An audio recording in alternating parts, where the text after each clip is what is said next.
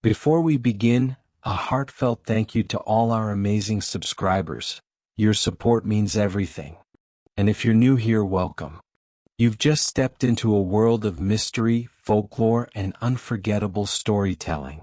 Sit back, relax, and enjoy this chilling tale.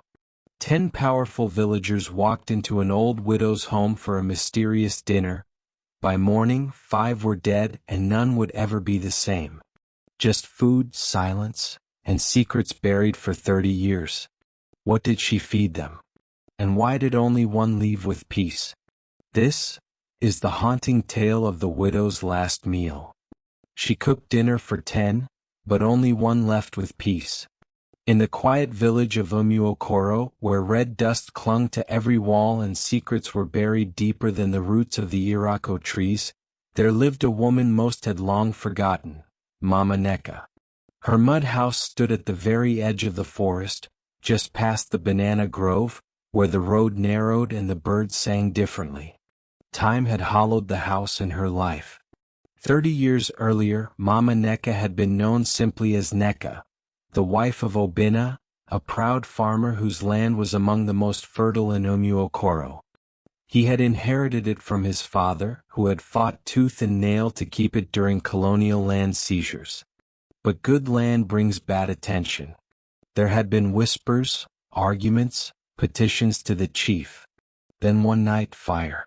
They said it was faulty kerosene. That Obinna had left the lantern too close to the shed. But Nneka remembered that night differently. She remembered footsteps. She remembered the scent of palm wine and petrol. She remembered the silence that followed, more painful than any scream. Obinna's charred body was buried the next day.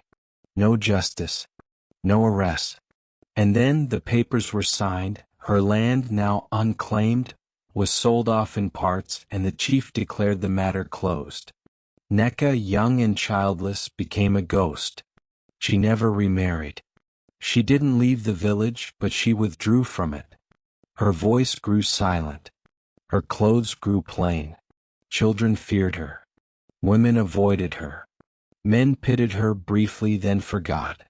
And for decades she walked to the market with a basket and a blank stare. Until one market day something strange happened. 10 villagers received invitations. Each one was handwritten in slanted, looping script. Join me for a meal. Come with an empty stomach. Leave with a full heart. Mama Nneka. There was no explanation. No occasion. Just a date, a time, and her name. The recipients were not ordinary villagers. They were the backbone of Umuokoro, its elders, its mouthpieces, its hidden hands. Chief Amadi, now old and frail but still wearing the leopard skin cap of leadership. It was he who had signed over Obinna's land after the fire. Father John, the village priest who had blessed the body but silenced every voice that asked too many questions. Mr. Duru, the cocoa trader who'd bought the burnt farmland for less than the cost of a goat. Nurse Uju, who had once certified Obinna's death without mentioning the bruises. 2 sisters, Ngozi and Chioma, who had once accused Nneka of witchcraft when their crops failed after the fire. And 4 others, less prominent, but each tied by threads to that night. The hunter who claimed to see nothing. The clerk who filed the land papers. The man who sold the kerosene, and a midwife who once whispered Nneka was barren because of a curse. They all received their letters on the same day. And strangely they all accepted. Some said they were curious. Others said they wanted closure. A few joked it would be their last meal. But none of them truly knew why they were going, only that something called them. That evening, as the sun bled orange over Umuokoro's rooftops, the 10 guests arrived one by one, walking the overgrown path to Mama Nneka's compound. They found her waiting outside, wrapped in a faded wrapper and headscarf. Her hands trembled, but her voice was steady. Welcome. You are expected. The table was already set, long, low, and carved from an old irako tree. Bowls of pepper soup steamed beside piles of pounded yam. Jollof rice, fried plantain, and egusi stew filled the air with the sense of memory and hunger. There were 10 plates, 10 cups, 10 seats. Mama Nneka moved between them slowly, like a shadow that had waited too long to speak. She didn't bring up the past. She didn't accuse. She served. The guests ate. At first nervously, then greedily. The food was rich, expertly seasoned. It shocked them. When had she cooked like this? Where had she gotten the money, the ingredients? Then, midway through the meal, the air shifted. The cocoa trader, Mr. Duru, stopped chewing. His face contorted in confusion. "What is this?" he murmured, clutching his spoon. Father John stood up shakily, eyes glassy. His lips moved in silent prayer. Nurse Uju dropped her fork and began to cry. One guest vomited. Another laughed, then collapsed. Mama Nneka said nothing.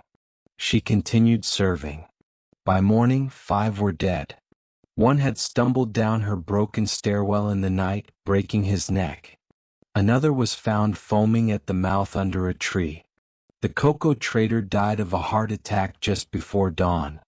One simply sat motionless, eyes wide, unblinking, his mind lost. And one had vanished entirely, last seen running toward the forest, never to be seen again. The village erupted. Whispers turned to wails. Poison. Juju. Vengeance. Mama Nneka was taken in by the police. But she was calm. She answered every question.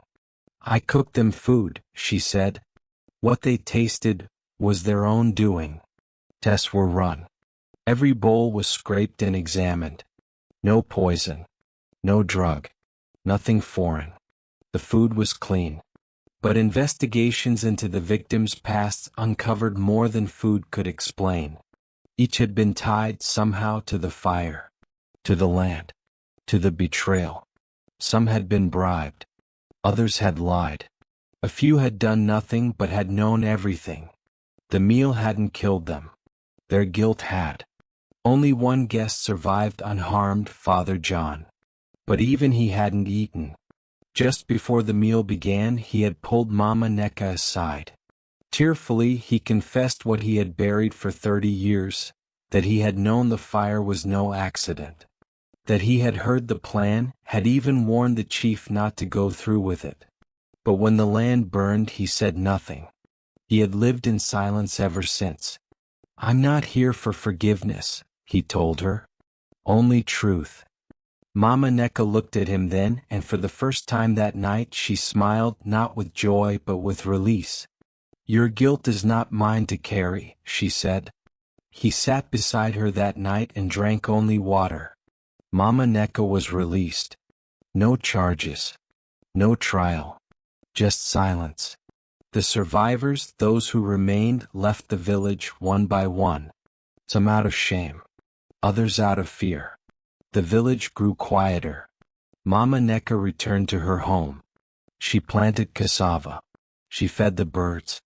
Children began to greet her again. To some she became a witch. To others a saint. A few called her a prophet. But to those who dared to ask, she always answered the same. "I only cooked." What they consumed was the weight of their own souls. And so ends the haunting tale of the widow's last meal. A story that reminds us guilt is a slow poison, and truth, though buried, always finds a way to rise. What we hide in silence can one day echo louder than any confession. If this story stirred something in you, don't forget to give it a thumbs up. Subscribe for more powerful tales that entertain, challenge, and stay with you long after the final word. Thank you for watching. Remember, every story holds a mirror. What did you see in this one?